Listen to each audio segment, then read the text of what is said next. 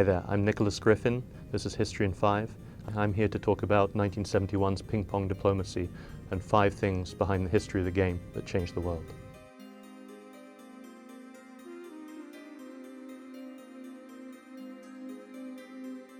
The term ping-pong diplomacy was coined to describe the dramatic events in the spring of 1971, when after 22 years of silence, a sudden détente between the US and China was inspired by this group of American and Chinese ping-pong players. During the 1971 World Championships in Japan, the American team, seemingly out of the blue, was invited to play in Communist China. No American officials had entered China since the 1940s, and now, in April '71, a whole squad of table tennis players was being allowed in. The message was obviously political, but it was also rather innocuous, and that was very much China's intention. The novelty and the absurdity of the moment captured the world's imagination.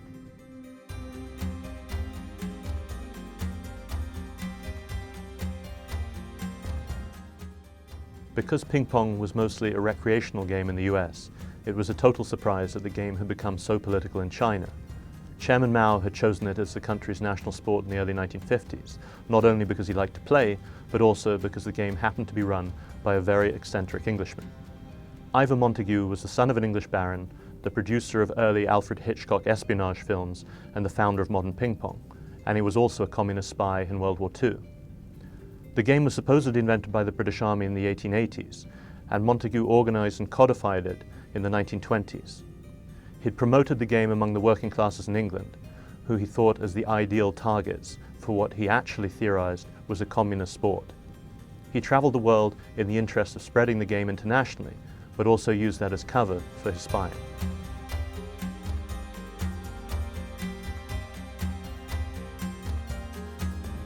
In 1961, during the Great Leap Forward, in Chairman Mao's rush to industrialize the country, he abandoned the fundamentals of agriculture, and China suffered from an immense famine. When Ivor Montagu offered Beijing the chance to host the Table Tennis World Championships, Mao found a diversion he needed to convince the world that everything was okay.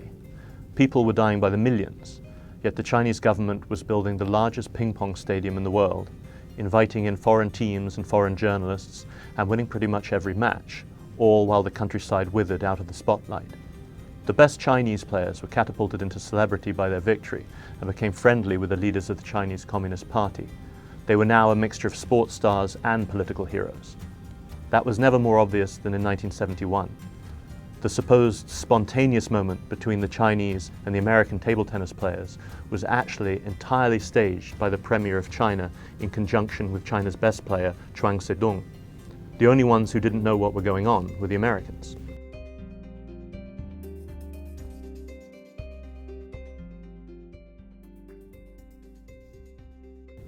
Chuang Tse-tung waved a young American player, Glenn Cowan, onto the Chinese bus during the World Championships, and he presented him with a traditional Chinese gift, a silk screen portrait, and engaged him in conversation to the absolute astonishment of onlookers.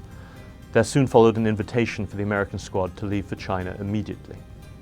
Chuang Tse-tung was an old pro. He was a personal friend of the Chinese Premier, and he claims he kept in contact with Chairman Mao by phone during those championships.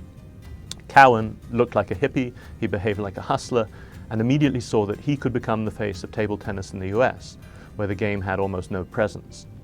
Both star players would suffer greatly. Cowan sunk everything into table tennis, but the game never took off. He ended up impoverished and died young. Chuang Tse-tung would be rewarded for his role in ping-pong diplomacy by being made a member of the Central Committee of the Chinese Communist Party. But he'd fall from favor, he'd get thrown into prison. When he was released, he became a street sweeper and never recovered any kind of power. But it could have been worse. 3 of his teammates were either murdered or driven to suicide.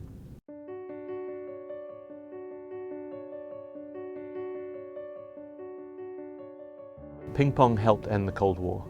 There was no contact between Communist China and the US until 1971's ping-pong diplomacy. The ping-pong exhibition came about thanks to calculated political will, but political will means nothing if it's not accompanied by the support of the citizens. Ping-pong immediately humanized both sides to one another. Within a month in 1971, a poll revealed that most Americans wanted to include China in the UN, something they'd been adamantly against for decades. It also weakened the Soviet position. The new Chinese-American friendship really worried the Kremlin, and they were forced into much warmer behavior towards both the US and China. The relationship between the US and China becomes more and more vital with every passing year. This book takes a close look at that very first step to show that the Chinese deserve our utmost respect as diplomats. They took a game as peculiar as ping-pong and used it as propaganda to help secure the change they wanted in the world. It was in our favor as well, but the timing, the location, and the method of contact were all chosen by the Chinese.